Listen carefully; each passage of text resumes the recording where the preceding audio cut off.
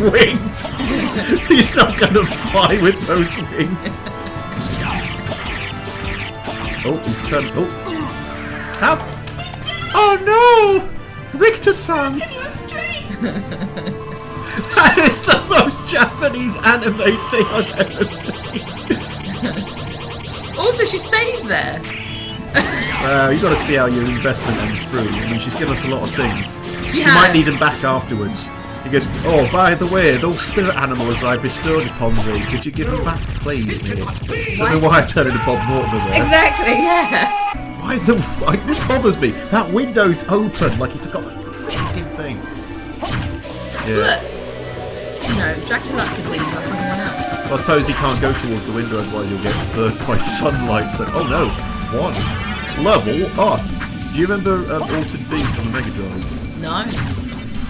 It was so camp. It was like one of the release games for the Mega Drive, and it was like a side-scrolling, punchy thing, but it was like ancient Greek myths and stuff. But every time you like got these power balls, it would go power up, and then you'd like get musclier, and then you'd use your chest, and it looks very homoerotic. Right. Power up. Did you ever play Parodius on the SNES? No. It's a bit of a niche one because loads of people don't know about it. It was like the weirdest Japanese game. God. Like it was so weird. I would urge you to check out Parodius. I can't, you know, I could give you a description of it. I could probably hunt it down and emulate it somewhere. Also, were those deep ones from Lovecraft mythology, if you will? Well, these? Yeah, they look like deep ones. I mean, yeah, probably. They've probably stolen a bit of Lovecraft. How he has the full package, doesn't he? It's just a shame. He looks like someone did a porn version of Dante from Devil May Cry.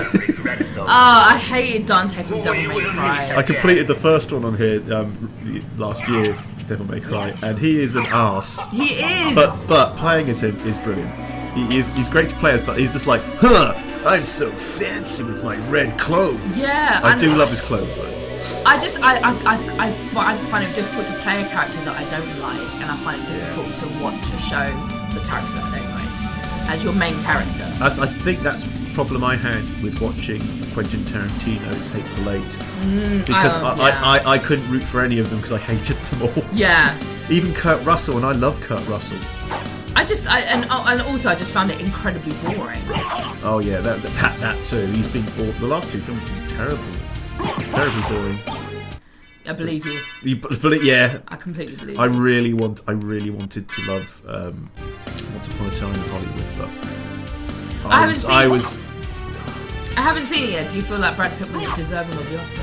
Oh, did he get an Oscar for it? Yeah. I think Brad Pitt was fantastic in that film. But he was very... I don't think it was Oscar worthy. I think it was a bit more like, oh, it's nice seeing Brad Pitt acting all relaxed and charming. But isn't that what he does in every single movie? It's like that's not really a performance. I thought, obviously Joaquin Phoenix got nominated, right? Well, he won.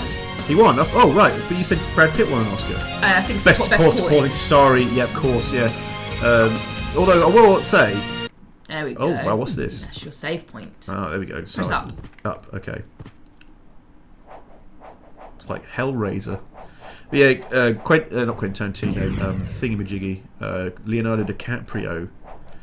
Although he did give some good performances in the film, I remember talking to Tommy Etling about this. The film could have been improved for pacing and everything if they removed all his scenes. Really? Yeah, they didn't add much to the film apart from showcasing what a good actor he is, and it's like a bit self-indulgent and to nothing. Cube of Zoe at Claire's Accessories. So I sound so bad for saying that. I sound so snobbish. You do. I've never actually. I have been into Claire's Accessories. I have had a girlfriend at some point. Melina doesn't go to Claire's Accessories, to my knowledge. To your knowledge, just keep it secret. To my knowledge. That would be a really weird secret to carry in the heart. Are those bangles I see in your pocket? Have you been to Claire's Accessories? No, I've just been having an affair. Oh, thank God for that! Am I going to have to eat my turkey? You might have to. You might be forced to eat your turkey. Sorry, is Alucard a vampire or not? Because he is half. So his mother is human. Oh, he's Blade, isn't he? And his dad is Dracula. But because he's half human, he has human empathy. So Dracula's vampire is very famous for not having empathy. He's very famous for not having empathy, exactly. And Alucard's ability to love, like his mother as a human, is still intact. Well, I get the idea that vampires don't know love, but they know lust. They go after people, don't they? Well, in the certainly in the series, I don't know too much about whether the other games actually touch on this or not.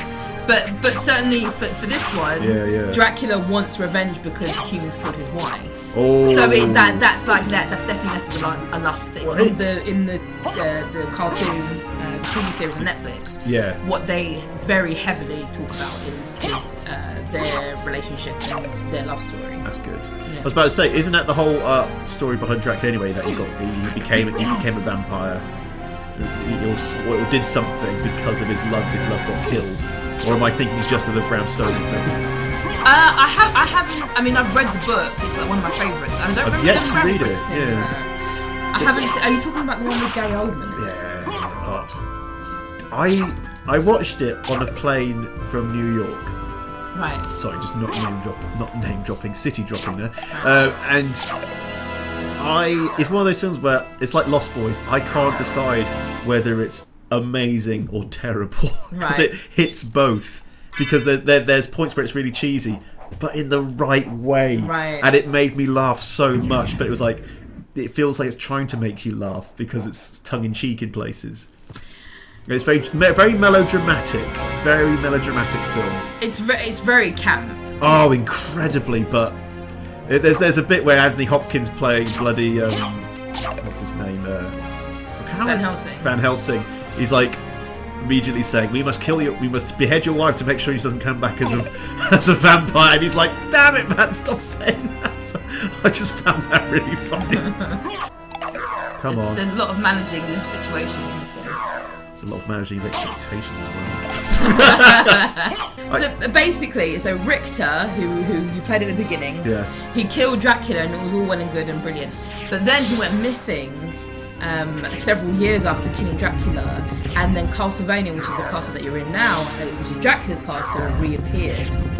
And so now you're back as Alucard. You've awakened from your self-induced slumber to defeat Dracula.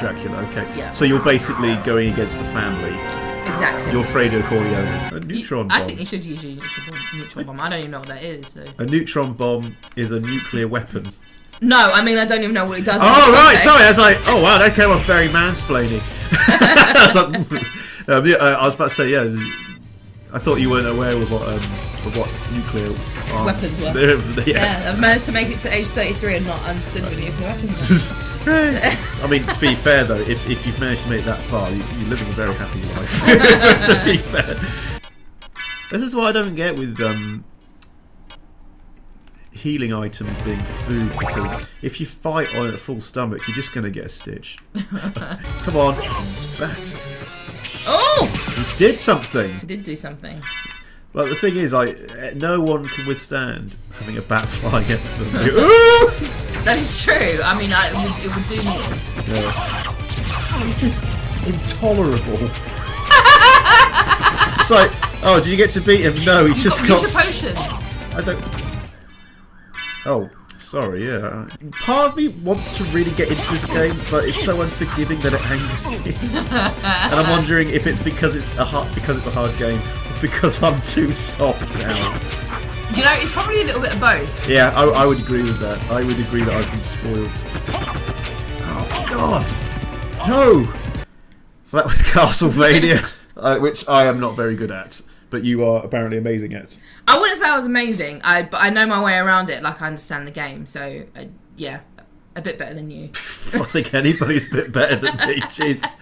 Anyway, that's been Gaming for Laughs. I've been Will Preston. Thanks very much for coming on, Baz. You're welcome. Thank you for having me. Yeah, good. We'll see you next week. Thank you. Bye.